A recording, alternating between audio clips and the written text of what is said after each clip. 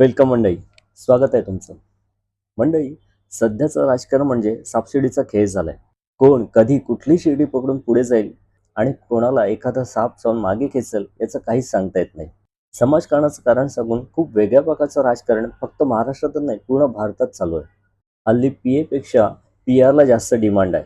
म्हणजे social media नसता तर सोशल वर्क झालंच नसतं असं वाटतंय. तर नुकतंच काही खासदारांनी एका दुसऱ्या पक्षामध्ये प्रवेश केल्याचं शिक्कामोर्तब झालंय.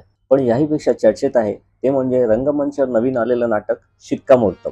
लेखन आणि दिग्दर्शन प्रमोद विठ्ठल शेलार यांनी केलंय. तर भक्ती रत्नपारखे, स्नेहा पराडकर, 5 स्टार अभिनेता कांचन पगारे आणि सुपरस्टार अभिनेता सागर कारंडे यांनी या नाटकामध्ये प्रेक्षकांचं सॉलिड मनोरंजन केलं आहे.